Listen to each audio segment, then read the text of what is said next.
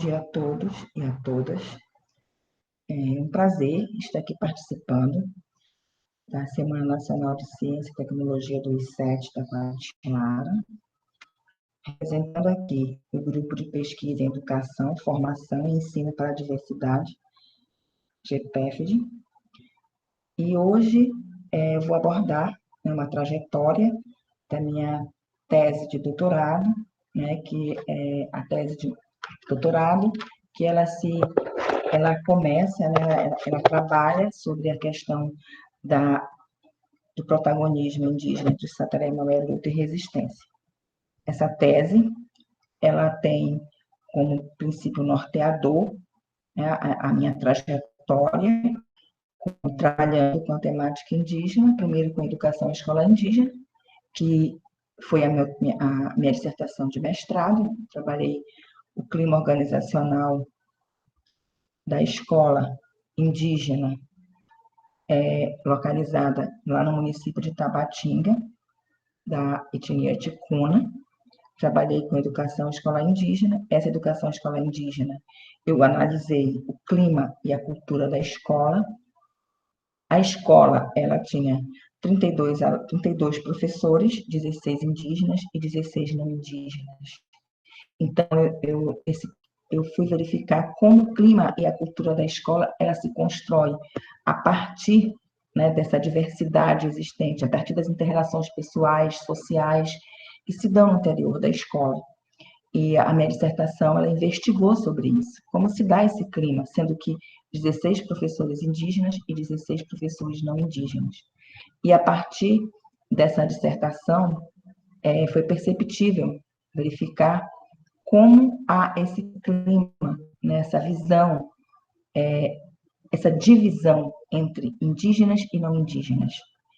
Como há esses estereótipos, eles são feitos, com os professores indígenas, a partir dos professores não indígenas.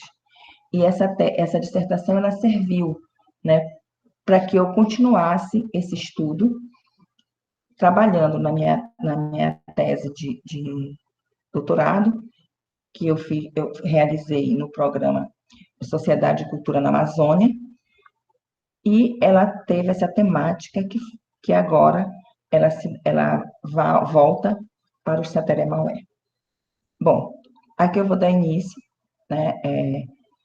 essa proposta, de diálogo sobre que o grupo de pesquisa está nos favorecendo para que nós possamos mostrar, a todos vocês o nosso trabalho, como o nosso trabalho ele está embasado. Eu trabalho com temática indígena, cultura, identidade indígena, educação escolar indígena, criança indígena, trabalho com a questão, a linha de pesquisa na qual eu estou inserida no grupo, ela é educação, meio ambiente, identidades étnicos, raciais, culturais, no contexto amazônico. Então, como é que se dá essas identidades no contexto amazônico, Então, dentro dessa perspectiva, dessa linha de pesquisa, estamos trabalhando alguns projetos de PIBIC que elas estão inseridas nessa linha de pesquisa, tá? Eu estou trabalhando o processo de ensino-aprendizagem das crianças indígenas localizados no Rio Urubu, das aldeias no Rio Urubu, nessa época de pandemia, tá? Também nós estamos trabalhando os saberes tradicionais, a memória biocultural desses povos indígenas localizados no Rio Urubu, aqui no município de Itacoatiara, como essa memória biocultural, utilizando os saberes tradicionais nesse momento de pandemia. Como é que eles utilizaram esses saberes tradicionais, essa memória biocultural passada de geração a geração? É um projeto de PIBIC também que está sendo realizado. O outro projeto de PIBIC é a questão da bebida tradicional ticuna, que como essa bebida, esses saberes, esse saber, o cultural e o simbólico, como eles estão inseridos dentro desses saberes tradicionais no momento que estão fazendo essa bebida tradicional, né, dos ticuna. Esse projeto é feito com uma aluna ticuna que mora na aldeia próxima a Manacapuru, ok? Então, agora nós vamos começar a apresentar a nossa tese de doutorado, Protagonismo Indígena entre Sateré-Maué, Lutas e Resistência.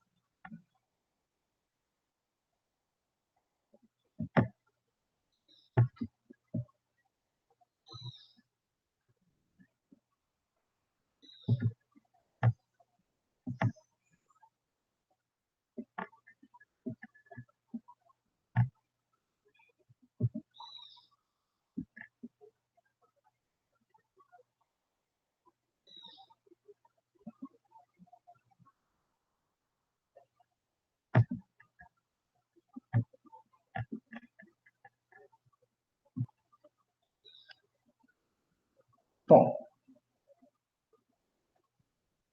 esse aqui é o slogan da Semana de Ciência e Tecnologia, pelo I7 da Quatiara, né?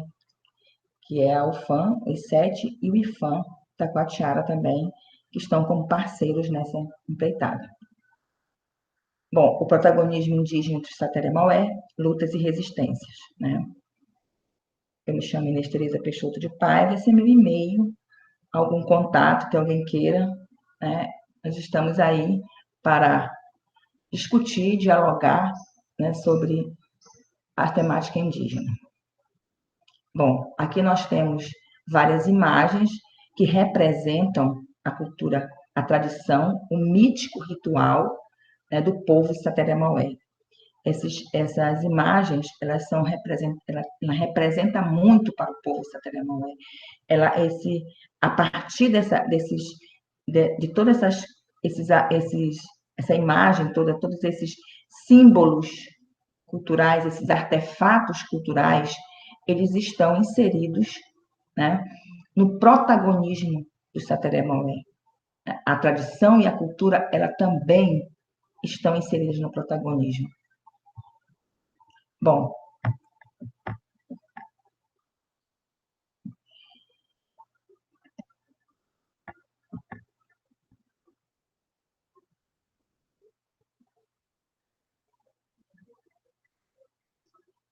só um minutinho. Nós temos aqui a introdução. Esse aqui é uma fala de um jovem indígena Sateré-Maué, Jafé Sateré. Ele é o estudante de Direito da Universidade Federal de Santa Catarina. Ele fala: nós indígenas existimos desde o princípio, desde a criação da terra. Lutamos sempre, somos guerreiros. Somos mais de 305 povos indígenas. Queremos nosso respeito, nossa dignidade perante a sociedade opressora. Somos originários deste país chamado Brasil. O povo Sateré-Maué resiste a todo e qualquer radicalismo, opressão, autoritarismo, ditadura contra a nossa nação. Não queremos a guerra. Somos paz e temos o direito de viver plenos, mesmo que isso custe nossas vidas e vida de futuras gerações. A fala do Jafé, ela engloba muito bem, ela é representativa, ela é simbólica, porque ela representa o que o povo Sateré-Maué ele almeja, ele quer, né? Ele quer simplesmente que os direitos, né, esses direitos dos povos indígenas, eles se efetivem na prática, que os povos indígenas sejam considerados realmente. Essa luta e essa resistência, ela se dá a cada dia. A cada dia essa luta, ela é representativa, ela ocorre. Então, eles não querem guerra, eles querem paz. Eles só querem que o direito deles sejam realmente respeitados, né? Bom, interesse pelo tema. Por que eu escolhi esse tema, protagonismo indígena entre Sateré-Maué, lutas e resistência? Bom, esse tema surgiu a partir da realização do projeto de mestrado, que abordou sobre a temática indígena e, em seguida, a execução de projetos de extensão e de iniciação científica voltados para a referida temática, o que permitiu uma maior convivência com os indígenas, vivenciando seus principais problemas de enfrentamento, tanto na aldeia como na cidade. Então, esse interesse esse interesse pela essa temática, né, por esse tema, ela vem justamente a partir da convivência, de conviver com os indígenas e perceber o quanto a sua luta, o quanto a sua resistência, ela está, né, buscando, né, superar todos os problemas e os enfrentamentos pela luta dos seus direitos. E nesse cotidiano, né, desses indígenas, tanto na aldeia como na cidade, você verifica a busca pelo conhecimento da legislação, pelo conhecimento do branco, para saber lidar com esse branco. Então, isso é um protagonismo. Quando eu luto, quando eu busco, né? Quando eu busco meus direitos, quando eu faço com que o Estado ele procure respeitar o povo indígena. Objeto de estudo e problema. Protagonismo indígena entre os Sateré-Maué, a partir de uma reflexão sobre o lugar dos indígenas na história, a política de reconhecimento e a política de identidade na dinâmica da cidadania, autonomia. Então, esse é o principal objeto do estudo, né, da tese. É o quê? É sobre o protagonismo indígena, é sobre o lugar desse indígena na história, o que ele construiu, como os Sateré-Maué, eles se construíram na história, né? Como se deu essa política de reconhecimento e essa política de identidade na dinâmica da cidadania e da autonomia. A cidadania e a autonomia, ela se construiu a partir do momento, né, dessa política de reconhecimento feito pelo Estado e a política de identidade que é, né, dos próprios Sateré-Maué. Como as lutas e resistências, né, o principal problema, né? Como as lutas e resistências do Sateré-Maué são evidenciadas no seu protagonismo, que se destaca em um contexto de luta e de movimentos sociais indígenas, tanto na aldeia como na cidade, e ao longo de seu processo histórico. Então, o problema maior, né, e o objeto desse estudo, é como essas lutas e essas resistências, elas se construíram no protagonismo do Sateré-Maué, tanto no contexto da aldeia como no contexto da cidade. Como essas lutas, elas se efetivaram, como elas se construíram. Os objetivos. O objetivo geral da tese foi analisar o protagonismo indígena entre os Sateré-Maué, suas lutas e resistências da aldeia à cidade, no fortalecimento da autonomia e da autodeterminação. Quer dizer, a partir das lutas que eles tiveram, né? Resistências, tanto na aldeia como na cidade, como essas lutas, elas se fortaleceram na busca da sua autonomia e na sua autodeterminação. Como é essa autodeterminação? É quando o indivíduo ele vai determinar o espaço dele, determinar o que ele quer realmente. As lutas e resistências, elas vão contribuir para que esses direitos, né, fortaleça a sua autonomia e a sua autodeterminação. Objetivos específicos: identificar os cenários do protagonismo indígena no contexto da Amazônia, especificamente em Ponta Alegre e Parintins, na luta pelos seus direitos. Desvelar o protagonismo das dinâmicas das práticas culturais e identitárias do Sateré-Maué. Analisar o protagonismo entre o Sateré-Maué da aldeia à cidade, a partir da reconformação e da reconfiguração de sua identidade étnica. Bom, a metodologia utilizada na pesquisa, ela teve um enfoque metodológico, né, e uma abordagem etnográfica. Esse enfoque fenomenológico são as ações, né, que constituem o protagonismo indígena de Sateré-Maué no construto da aldeia à cidade, na busca pelos seus direitos e autonomia. Então, esse estudo fenomenológico foi estudando esses fenômenos, essas ações, como, né, o protagonismo ele se deu realmente, né? Como ele ocorreu tanto na aldeia como na cidade, na busca desses direitos. Então, o enfoque fenomenológico, ele te permite uma investigação muito mais apurada, uma imersão completa no campo de pesquisa. Essa imersão, ela vai se dar como? Ela vai se dar nessa relação com os sujeitos da pesquisa. É uma busca, né, de estudar esses fenômenos, como eles ocorreram, como eles se deram. Né? Então, esse enfoque fenomenológico foi isso. Essa abordagem etnográfica. Foi feita essa etnografia, essa descrição densa dos locais aonde a pesquisa ocorreu, que se deu em Ponta Alegre, na aldeia Ponta Alegre, município de Barreirinha, na terra indígena Andirá.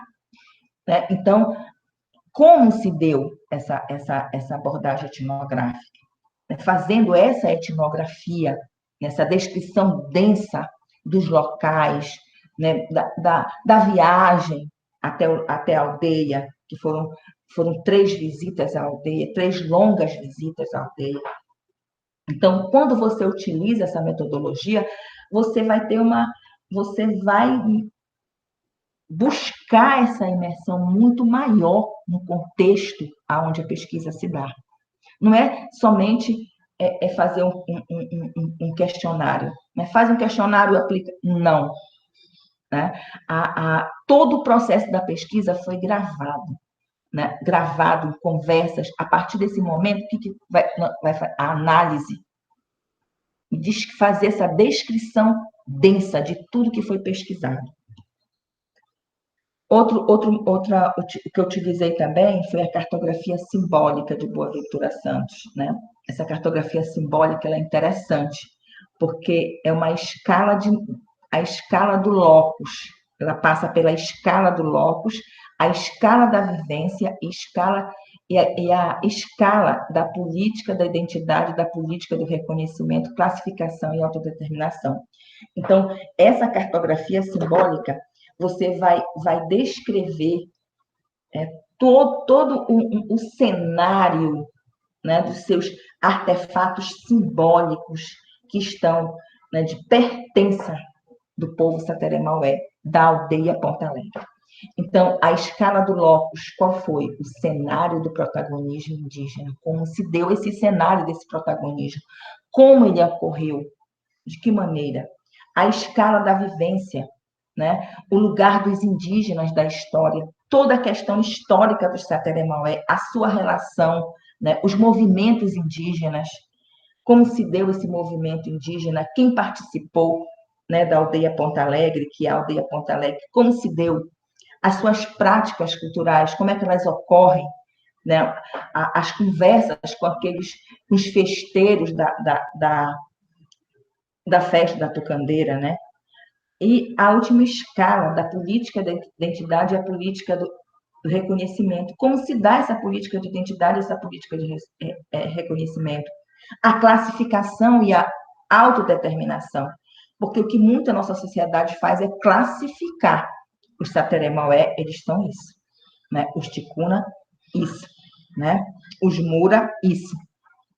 Então, a cartografia simbólica é a fala deles perante a opinião deles, perante aquilo que eu vou discutir com ele, até a minha temática. O que é o protagonismo para ele? Eu vou buscar, né? Então, foi muito interessante trabalhar essa cartografia simbólica. Foi interessante demais trabalhar essa cartografia simbólica, porque você obtém respostas, né, do próprio sujeito. O próprio sujeito, ele te descreve com precisão, realmente, aquilo que ele passa. As técnicas e instrumentos da pesquisa. Pesquisa de campo, observação participante, entrevistas semi-estruturadas. Sujeito da pesquisa. Indígenas Sateré-Maué. Nós ouvimos 6 lideranças indígenas para sabermos de que forma eles se veem tanto na aldeia quanto na cidade. Ouvimos também 3 professores indígenas, 3 alunos indígenas e o coordenador da FUNAI, em Parintins. Bom, a tese, né? Qual é o principal ponto dessa tese? Qual é a minha tese? É mostrar, evidenciar que o protagonismo indígena do Sateré-Maué ele se dá a partir das lutas e resistências e se expressam por meio do construto social de convivência, tanto na área indígena como na dinâmica do espaço urbano do município de Parintins. Essa foi a minha tese. Essa foi a tese, realmente, né? Evidenciar, mostrar que o protagonismo indígena do Sateré-Maué se dá a partir das suas lutas e resistência. Tanto ele se constrói, ele é um construto, porque ele se constrói nessa convivência social, tanto na aldeia, né, na área indígena, na terra indígena, como na dinâmica do espaço urbano, tá? Então, do município de Parintins, que foi o meu foco principal. Bom, aqui nós vamos analisar os capítulos, né? O primeiro capítulo, eu trabalhei os Maué, da invisibilidade histórica ao protagonismo político. Aqui tem uma fala da liderança de Aldemir Sateré Maué, é uma liderança indígena do povo Sateré Maué. Ele coloca: somos o protagonismo para muitas vitórias. Muitas gerações seguirão na caminhada, assim como os nossos ancestrais. Aldemir Sateré Maué. Então, o primeiro capítulo, ela traz o locus da pesquisa, local da pesquisa, aonde a pesquisa se realizou, né? Momento em que nós destacamos a trajetória e o cenário do protagonismo indígena do Sateré-Maué, que se constituiu e se constitui ainda, vale ressaltar, né? No contexto da Amazônia e no distrito indígena de Ponta Alegre, no município de Barreirinha. As lutas e resistência dos maués e o surgimento de novos olhares dentro de resistência àquilo que estava sendo imposto pelo Estado. Então, nós vamos ver aqui, nesse momento, nesse capítulo, é toda a trajetória histórica que o povo, que se construiu e se constitui o povo Sateré-Maué, né? Então, como que essa trajetória histórica, né, ela vai evidenciar esses vários olhares, né, da cultura Sateré-Maué, que ela é marcada pela resistência e pela luta desde a cabanagem, que o povo Sateré-Maué participou ativamente. Foi muito prazeroso, né, e emocionante quando eu passei numa parte indo para a aldeia, né? E eu passei na parte aonde teve a emboscada, né, dos cabanos aos indígenas. É um local assim arrepiante que choca a gente um pouco, né? Porque eu ia acompanhado da liderança indígena do seu Lúcio Menezes, que ele ia me contando cada passagem, cada momento de cada lugar.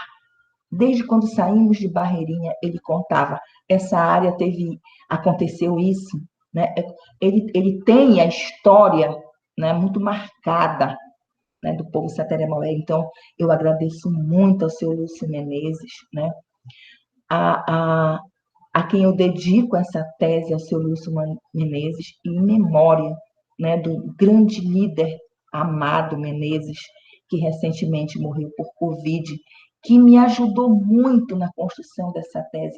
Ouvir à noite as suas histórias, né? A sua história de luta, eu fico muito emocionada em relação a isso, porque o seu Amado, ele é uma liderança indígena que construiu tudo que tem hoje na terra indígena Andirá. Foi uma liderança representativa que no decorrer dessa tese, ela se evidencia nas falas do seu Amado. Seu Amado, foram noites ouvindo seu Amado, a história desse protagonismo político indígena, porque o seu Amado era uma liderança tradicional Sateré-Maué. era uma liderança tradicional que fazia, que em busca da ajuda do seu povo nesse momento de pandemia, ele pegou esse vírus maldito e que levou à morte. É para você esse momento, seu amado, com muito respeito. Então, os cenários do protagonismo indígena. Protagonizar tem um significado de ser o agente principal de um ato ou acontecimento ou fato. E os indígenas, eles são protagonistas da sua história. Não é o colonizador que é o protagonista, o grande feito, não. São os indígenas, porque com as suas lutas e com as suas resistências, eles realmente fizeram acontecer. O protagonismo indígena se destaca pela luta de reconhecimento, Rony de 2003, compreende como força moral ao promover o desenvolvimento e progressos na realidade da vida social desses sujeitos. Então, isso aqui que é falado pela Rony é muito evidente, né? Como que o protagonismo se destaca? Pela luta de reconhecimento, né? Pela força, quando ele promove o progresso, né? E a realidade da vida desses sujeitos, quando os sujeitos fazem a sua própria história de lutas e de resistência, tá? O protagonismo indígena do Sateré-Maué envolve o universo de lutas e resistência desse povo, o que inclui os aspectos culturais, sociais, econômicos, geográficos e, principalmente, a travessia que esse povo faz a partir do rio Andirá, no distrito de Ponta Alegre, até a cidade de Parintins, né? A cidade de Barreirinha também. Em algum momento dessa trajetória, o processo de formação da identidade desses sujeitos abarca o desejo por assumir uma determinada identidade na cidade. A identidade é o pertencimento, e o pertencimento não possui uma condição inalterável, mas uma limitação que exerce uma transformação contínua, pois a identidade encontra-se em um permanente trânsito, se fortalecendo no indivíduo considerado portador de cultura que está ligado a outros seres humanos na ação coletiva. Bauman, 2005. Então, o povo Sateré-Maué, ele tem essa identidade e esse pertencimento. Não é nesse trânsito, nessa travessia entre Andirá, o rio Andirá, Ponta Alegre e Parintins, ele vai perder a sua identidade. Isso não existe, não se perde identidade, porque há um pertencimento. E esse pertencimento é evidenciado na sua luta e na sua resistência.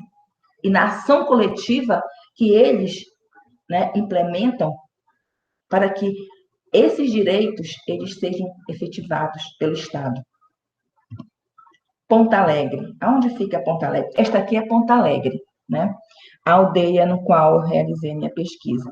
Não fui só em Ponta Alegre, eu fui em outras aldeias próximas também, mas Ponta Alegre ela foi a que eu realmente me detive realmente na pesquisa. Foi nesse cenário que se construiu o objeto deste estudo, com base no trabalho etnográfico, que consiste em uma descrição densa que envolve o etnógrafo numa multiplicidade de estruturas conceituais, muitas delas sobrepostas ou amarradas umas às outras, que são simultaneamente estranhas, irregulares e inexplícitas. Geertz, 89, página 7. Então, nesse cenário, o pesquisador, né, o etnógrafo, ele busca, né, uma multiplicidade de estruturas e conceitos. Ele busca estudar justamente como esse povo, como essas lideranças, elas realmente protagonizaram, elas buscaram a sua autonomia, a sua autodeterminação. A construção do povoamento de Ponta Alegre ocorreu pela reunião de diversas famílias vindas de diferentes locais da terra indígena. Em suas andanças pelo rio Andirá, os indígenas Francelino e Amaro escolheram a ponta de praia como local para se firmarem mais próximos de suas roças e do seu local de trabalho. Tudo isso para facilitar o desgastante deslocamento para o Alto Andirá e outras regiões. Ponta Alegre é a primeira aldeia, né, do Rio Andirá. Ela ficava lá no Alto Andirá, mas como essa área era muito fértil, muitas pessoas se deslocaram para lá. E era, nossa, é um caminho muito longo. Você tem momentos que tá na seca, você passa por um filezinho de rio para chegar até o Alto Andirá. Então, o que acontece? Eles resolveram se mudar para cá e criaram a aldeia Ponta Alegre. É Clássico 95 ele afirma: o poder político se afirma mediante a sua história, a sua existência como sujeitos partícipes do seu contexto, junto à necessidade de organização social para educar as futuras gerações, né? Isso está bem representativo aqui no como foi, né? A criação da aldeia Ponta Alegre foi justamente isso, foi de se afirmarem, né? Para educar suas futuras gerações.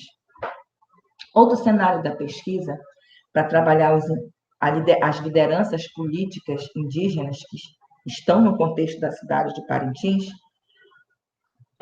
Parintins é outro cenário a ser descrito, né? O cotidiano de Parintins foi relatado no século XIX por diversos estudiosos fascinados pela natureza e as vivências dos povos que habitavam a região. Em muitas análises são perceptíveis os erros e os equívocos baseados em uma visão estereotipada pelo olhar de fora da organização e da cultura indígena, vista à luz do olhar dos europeus. Então, essa visão estereotipada que acontecia em Parintins, que Parintins, por ser passagem, né, no Rio Amazonas, então muitos europeus, muitos foram ali, pesquisadores também, né, e tinham uma visão, levavam uma visão estereotipada dos indígenas, né, essa que nós já sabemos, de preguiçosos, que não querem isso, indolentes, como diz o Pacheco, né, o Pacheco Oliveira, que ele destaca a presença indígena deve ser compreendida mais além dos estereótipos. As motivações e significados das ações realizadas por indígenas é que os índios não são maus, indolentes e traiçoeiros. Era ao contrário do que a visão estereotipada apresentava. Bom, trajetórias do protagonismo indígena no Brasil e na Amazônia. Atualmente, a situação dos indígenas brasileiros não corresponde às antigas interpretações da fragilidade de pequenas sociedades. Pacheco de Oliveira, 2016. O que ocorre são mobilizações por melhorias baseadas nas reivindicações das lideranças que discutem com seus pares. Quer dizer, hoje não há mais sociedades fragilizadas e isoladas. Tem algumas sociedades isoladas? Tem. Mas hoje elas já estão mobilizadas, as lideranças se mobilizam, né, e discutem com seus pares. Foi notório que eu vi em Ponta Alegre acontecer isso. Os Tateré-Maué, os Maué, lutas e resistências. Os Tateré-Maué, no Baixo Amazonas, até o início do século XX, escolhiam as regiões mais centrais e próximas às nascentes dos rios para estabelecer suas aldeias, pelo simples motivo de encontrarem maior abundância de caças, vegetais para sua alimentação. Teixeira, 2005.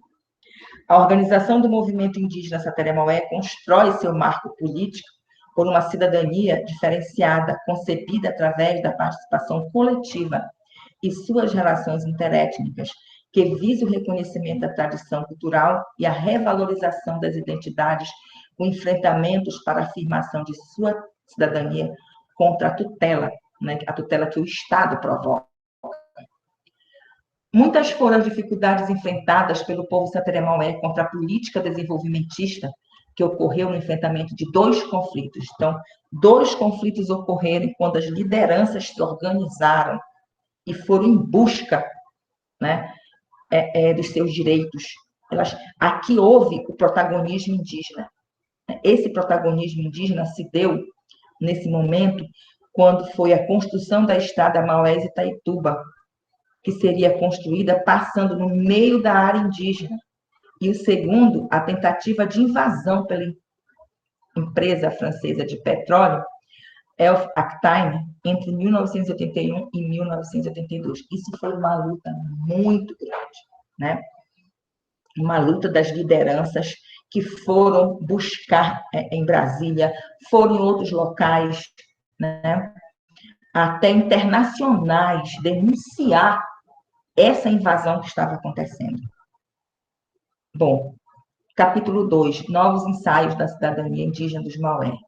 É importante que as novas lideranças não se distanciem das realidades locais, dialogando com as lideranças tradicionais e aquelas que vivem o dia a dia das comunidades. O segundo capítulo trata dos ensaios da cidadania indígena dos Maué, em busca de sua autonomia e autodeterminação para superação da sua invisibilidade predominante ao longo do seu processo histórico, a partir do construto social das lideranças no contexto da aldeia-cidade. Quer dizer, esse segundo capítulo, sobre esses novos ensaios, como se deu esses ensaios dessa liderança, né, das lideranças dos Maué, dos Sateré Maué. Como que essas lideranças se construíram a partir do contexto da aldeia e no contexto da cidade? Para, para quê? Para superar a invisibilidade. Porque os indígenas, eles eram muito invisíveis no contexto da cidade, né?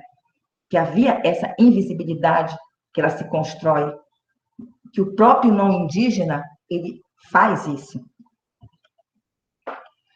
Em busca da cidadania. Os novos ensaios da cidadania indígena perpassam pela resistência e protagonismo dos movimentos e organizações indígenas na luta pelo reconhecimento étnico de sua autonomia, com a autodeterminação dos seus direitos, tanto individuais e coletivos, como legalmente e formalmente reconhecidos pelo Estado. Na realidade, essa cidadania é um processo em transformação nos espaços políticos para, de fato, constituir-se sua autonomia e emancipação. Então, a autonomia e a emancipação, ela só vai ocorrer a partir do momento em que há essa autodeterminação e esse reconhecimento. Aí sim, essa autonomia e essa emancipação é o resultado do protagonismo, das lutas e das resistências. As colocações de muitos indígenas, né, ao decorrer da pesquisa, elas evidenciam como as lideranças Sateré-Maué não se distanciaram de seus propósitos apresentados pela sociedade indígena, como também dialoga com as lideranças tradicionais no incremento de políticas públicas. Gente, por quê? Dentro desse processo, né, tem as lideranças tradicionais indígenas, tá? E a liderança política indígena. A liderança tradicional indígena, né, a liderança indígena tradicional, são aquelas lideranças que elas ficam na terra indígena, nas suas aldeias, né? Elas estão tradicionais, são os tuiçais, os tuxauas, os pajés, né? Eles ficam muito na aldeia. E tem as lideranças a política indígena, que elas se fizeram, que foram aqueles que saíram da aldeia e foram para a cidade, mas que eles não se distanciaram da aldeia, eles continuaram nesse trânsito, tá? E eles são as representações, né, que eles dialogam com as lideranças tradicionais. Como? Eles levam essas lideranças para conseguir realmente os seus direitos, né? Então, as políticas públicas para a aldeia. Então, esses dois tipos de lideranças, elas estão articuladas, né? Elas existem realmente. A pesquisa, ela mostrou isso, ela evidenciou isso, tá? Em todas as opiniões expostas, fica evidente o potencial emancipatório que se constrói com o processo de autodeterminação ao contrapor o Estado à sua visão étnica de subordinação, com iniciativas identificadas como emergentes, né? Contra-hegemônicas, no qual assume como sujeito ativo a condução de articulação das relações interétnicas, isto é, um senso comum emancipatório, uma ordem subversiva, segundo Boaventura Santos, né? Quer dizer, há essa ordem subversiva, quer dizer, eu vou me contrapor realmente contra o Estado, contra essa visão étnica estereotipada que o Estado tem. Os Maué, construto das lideranças. O construto das relações sociais indígenas é dar ênfase em algo que se constitui em um sistema. Com isso, as lideranças indígenas tradicionais e as lideranças indígenas políticas Sateré-Maué criam e recriam suas ações, que são contestadas e, ao mesmo tempo, negociadas constantemente de acordo com as situações vivenciadas no seu trânsito, da aldeia à cidade. Todos os relatos das lideranças indígenas evidenciam uma relação de poder construída nas organizações indígenas e nos movimentos indígenas. É o que Foucault explica sobre as relações de poder, né? Deve-se considerá-la como uma rede produtiva que atravessa todo o corpo social, muito mais do que uma instância negativa que tem uma função reprimir onde há poder, há resistência, e, no entanto, ou melhor, por isso mesmo, esta nunca se encontra em posição de exterioridade em relação ao poder. A construção das relações sociais das lideranças indígenas Sateré-Maué lida com diversos campos da vida social, tanto na aldeia como no contexto da cidade. Estabelecem práticas sociais que se configuram no espaço social a partir do capital material, que é o acúmulo de bens educacional, cultural, tradição cultural, econômica e social, pertencimento a um grupo e também a trajetória histórica que impulsiona a formação de um hábito que permite às lideranças indígenas criar estratégias individuais e coletivas, de Bourdieu, 2007. Bom, no capítulo 3, nós vamos trabalhar as práticas culturais identitárias, Sateré-Maué, tradição e política, que isso também está inserido no seu protagonismo, tá? Bom, o terceiro capítulo, ele tem como centralidade desvelar o protagonismo político indígena que se organiza por meio das práticas culturais identitárias representadas na tradição cultural do povo Sateré-Maué, para a manutenção de sua estrutura social voltada para a sua cidadania, emancipação e autodeterminação. Então, a cultura, as práticas culturais, o mítico ritual cultural, ele é a tradição e a política, né? Tradição e política, eles estão juntos protagonizando o povo Sateré-Maué, na busca, né? Na busca da sua emancipação e da sua autodeterminação.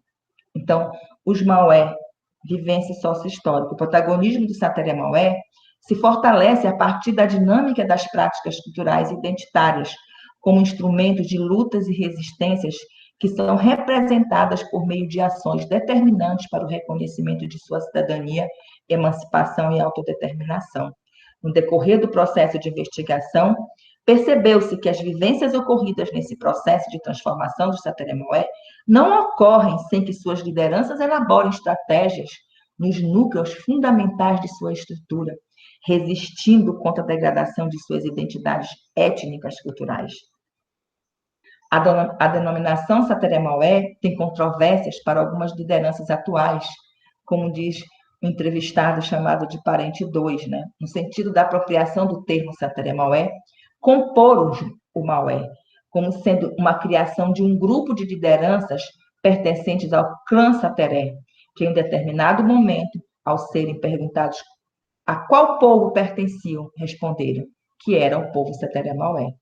Então, os Sateré eram chamados de Maué, mas a partir dessa reunião que aconteceu com várias lideranças, né, lideranças não indígenas, eles perguntavam, né, qual povo você pertence? E a maioria das lideranças que estavam lá eram lideranças que pertenciam ao clã Sateré. Isso aí é uma outra discussão que nós podemos ter sobre clã, né? O povo Sateré-Maué, o povo Maué, ele tem vários clãs.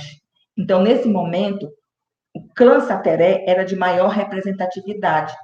e eles responderam, povo Sateré-Maué. Então, a partir daí, o termo prevaleceu como uma forma impositiva, sem nenhuma forma de diálogo com o povo, e assim passaram a ser chamados judicialmente, né, de Sateré-Maué. Então, muitos Maué, eles não aceitam, eles criticam essa forma, né, dos entrevistados, muitos entrevistados que eles relataram isso para mim no momento. A dinâmica das práticas culturais, ritualísticas e mitológicas. As sociedades indígenas sempre sustentaram uma forte ligação com o meio em que habitam, assim como os Sateré-Maué também, né? Com suas tradições indígenas ricas no que se refere à produção cultural do mito, que é representada por uma linguagem simbólica para estabelecer o diálogo entre as culturas. Aqui tem uma citação de Goethe, depois esse slide eu posso passar para quem tiver interesse. Então, na tradição cultural Maué, é visível, né, o que Viveiro de Castro coloca, que chama-se de perspectiva ameríndio, a expressão de uma ideia presente em quase todos os povos indígenas da América. Defende que tudo se dá como se os indígenas pensassem o mundo de forma inversa à nossa. Né? Se consideradas concepções de natureza, cultura, enxerga o mundo em termos de seres humanos e não humanos. Né? Então, há muito isso, né? E ser humano, né, como tem o clã, o macaco, né? Então, eles misturam seres humanos com não humanos. Assim, os grupos indígenas são protagonistas de práticas culturais que são realizadas, ensinadas pelo mito e rito, e devem ter o direito de usufruir, desenvolver e promover suas crenças e tradições como um discurso simbólico das identidades Sateré-Maué. A cultura como discurso simbólico na construção da identidade de Sateré-Maué. A dinâmica da cultura, ela se constrói como prática reveladora do que somos. É uma ação dialógica que ocorre entre os sujeitos através da sua cultura, manifestada por signos e símbolos, que se formam a expressão cultural e se identifica por meio do protagonismo constituído no decorrer da história. O Aldamir Sateré, ele tem essas duas citações, ele diz assim, infinitamente são as revelações da ancestralidade que têm guiado os passos da nossa caminhada, e tem sido a claridade da luz iluminando o nosso caminho. Sabedoria é conhecimento que ainda nos move a lutar. Então, aqui tem dois momentos da cultura Sateré-Maué, né? Que é representada pelo Guaraná. O Guaraná é social, econômico e cultural, é um produto que possui valor simbólico e comercial para os Sateré-Maué, de acordo com a professora Iraildes Torres. Então, o protagonismo indígena, no decorrer do seu processo histórico, se impôs pelo fortalecimento de suas práticas culturais, porque o Sateré, ele luta pelas suas práticas culturais, culturais, como, né, o ritual da tucandeira, né, é um exemplo disso, o Guaraná e vários outros míticos rituais que eles possuem, né? Então, entre a tradição e a política, na busca da concretização de seus direitos assegurados na legislação, sobre suas organizações sociais, costumes, línguas, crenças e tradições. Já está terminando, gente. O capítulo 4 é o protagonismo da aldeia à cidade, os trajetos e circuitos do Sateré-Maué. O quarto capítulo e último, ele aborda o protagonismo indígena das lideranças indígenas e os caminhos de reconfiguração da identidade étnica do povo Sateré-Maué a partir de um construto social da aldeia à cidade, na luta por uma política de reconhecimento e uma política de identidade que ocorrem no processo de classificações elaboradas pelo próprio povo indígena nas classificações externas. Então, esse primeiro momento, a migração das partidas e chegadas à autodeterminação, a migração dos povos indígenas para o contexto das cidades revela que os espaços urbanos, a partir de sua extensão, são mais complexos e múltiplos. Então, há esse trânsito, nessa migração realmente, né? A migração dos Sateré-Maué na cidade de Parintins será apresentada na perspectiva elaborada por Bernal, em 2009, sobre as gerações de indígenas na cidade de Manaus. Em Parintins, a primeira geração de imigrantes indígenas, Sateré-Maué, era na sua minoria da aldeia Ponta Alegre, nos anos 70 a 90, em busca de melhores condições de vida na educação, trabalho e atendimento à saúde. Então, o primeiro momento da migração, ele se deu uma primeira geração, nos anos 70 e 90. Eles foram na busca da educação, né? Melhores condições, educação, trabalho e atendimento à saúde. Os indígenas da segunda geração têm a idade de 28 a 43 anos. Eles viveram a maior parte de sua vida na cidade de Parintins, que já é fruto dessa primeira geração, né? Isso aí foi encontrado isso aqui, gente, foi a pesquisa que me mostrou isso tudo. A terceira geração dos migrantes indígenas para Parintins se constitui por jovens com idade de 13 a 25 anos. São chamados de filhos da cidade e se representam como um estudante do ensino fundamental ao ensino superior. Trabalham no comércio e em órgãos do município e estado. Em alguns casos, têm muitas dificuldades de aceitação pelos parentes de sua aldeia, né? Isso aqui é muito evidente. Essa terceira geração, muitos lá na aldeia, eu pude presenciar isso. Muitos, não, ele não é mais indígena, ele já está da cidade, mas isso se configura, realmente se configura. Isso realmente se configura, né? Está inserido aí. O fluxo migratório do Sateré-Maué em Parintins ainda se representa principalmente por muitos jovens que vêm dar continuidade de seus estudos, que mensalmente recebem a visita dos pais que vêm às cidades para receberem salários, Bolsa Família e aposentadorias, podendo dar-lhes assistência. A aldeia Ponta Alegre, de acordo com os relatos das lideranças indígenas, o Sateré-Maué apresenta uma maior mobilidade populacional, tanto para as cidades mais próximas como do interior da terra indígena. Então, a aldeia Ponta Alegre, ela é a aldeia que mais sai indígenas para a cidade, tanto para Parintins como para Barreirinha. E Manaus também. Tem muito indígena da aldeia Ponta Alegre que também está em Manaus. Muitos indígenas Sateré-Maué estão dispersos em vários bairros da cidade de Parintins. Os bairros com maior concentração de indígenas é o Itaúna 1 e 2, Paulo Correia, Loteamento Teixeirão, Palmares, São José. Esse São José é bem próximo ao Hospital Padre Colombo.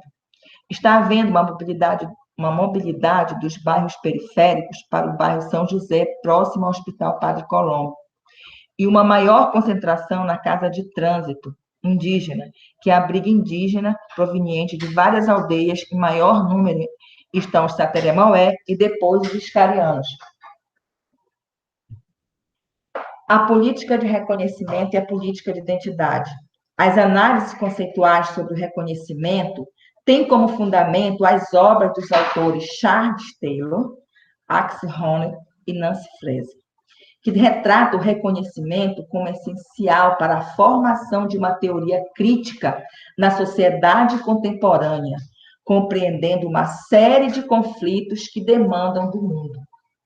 Quanto às afirmações de Charles Taylor, 2000, a identidade tem uma parte formada pelo reconhecimento ou pela falta dele, ou até mesmo por um reconhecimento errôneo pelo outro, Taylor 2000, retrata que a identidade de reconhecimento não é apenas uma cortesia que nós devemos às pessoas, e sim uma necessidade humana vital. E isso é claro entre os povos indígenas. Entendeu? Essa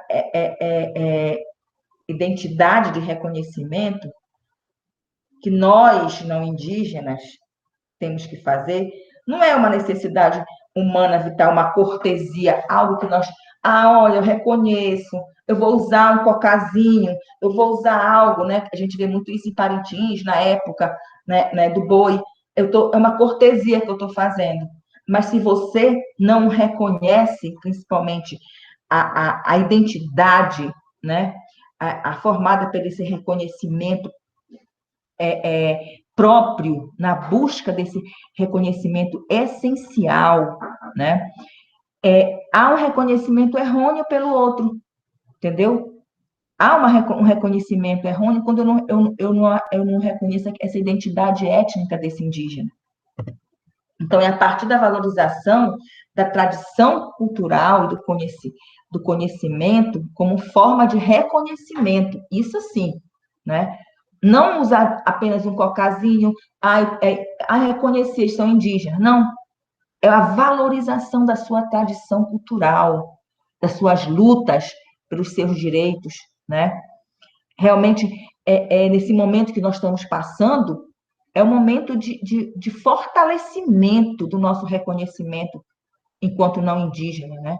Então, os Sateré-Maué, eles buscam a construção de sua cidadania emancipatória na articulação entre o local e o global, né? Intermediada no diálogo entre as lideranças tradicionais e lideranças políticas indígenas com o Estado, e que os torna protagonistas contra as diferentes formas de opressão e preconceitos. Então, a reconfiguração da identidade étnica do Maué.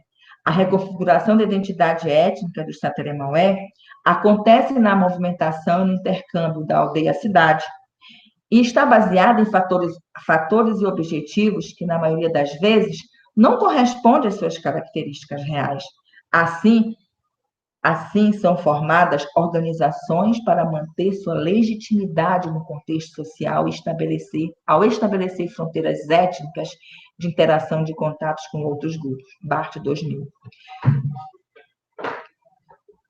A transformação da identidade étnica e o seu processo de ressignificação e reconfiguração ocorrem no processo da auto-identificação com os indígenas que não nasceram na aldeia e voltaram para reconhecer o lugar de origem dos pais. Então, isso aí é impressionante quando ocorre isso, né?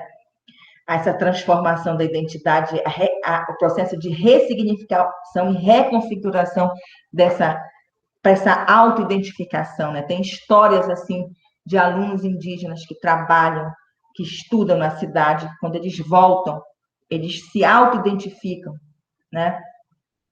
Com essa ressignificação e reconfiguração, realmente. A pesquisa nos mostrou, no decorrer da convivência, que mesmo muitos Sateré-Maué morando na cidade, muitas famílias repassam os ensinamentos tradicionais para não serem esquecidos. A memória da tradição cultural é um recurso utilizado na educação Sateré-Maué, como forma de fortalecer sua identidade étnica na relação com o contexto da cidade. Bom, considerações finais, né? Protagonismo indígena, novos desafios e novos rumos. A luta emancipatória do Sateré-Maué depende das alianças que as lideranças indígenas protagonizam, mediante os movimentos de lutas contra as formas de preconceitos e discriminações que geram a resistência e o sentido de pertença por sua aldeia.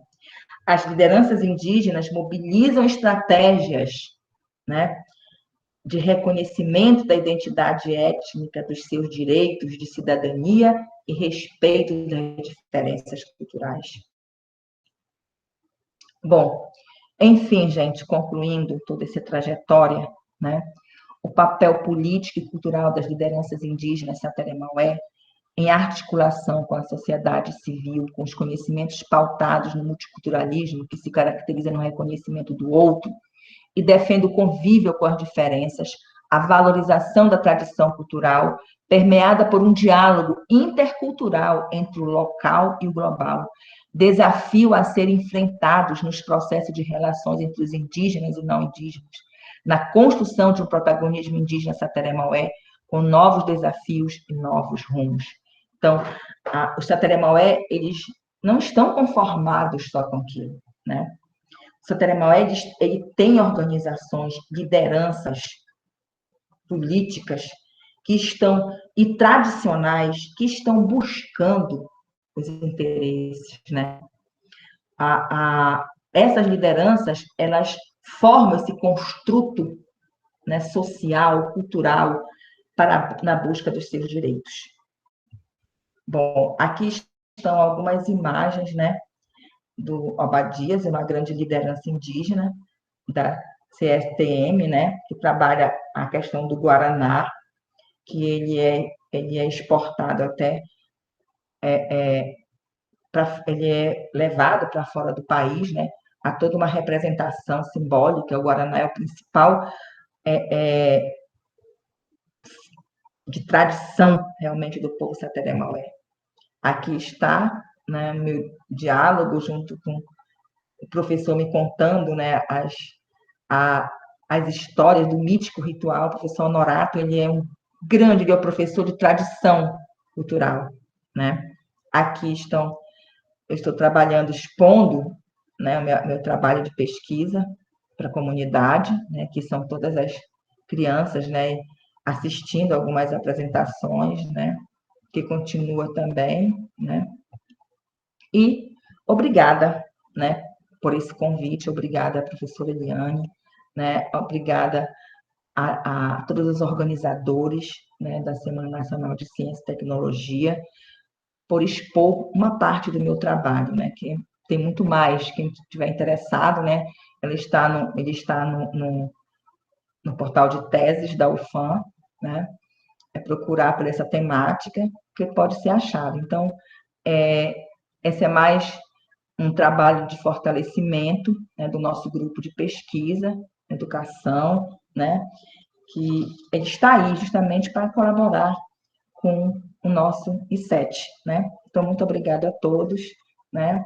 E tenha um bom dia, uma boa discussão. Grata.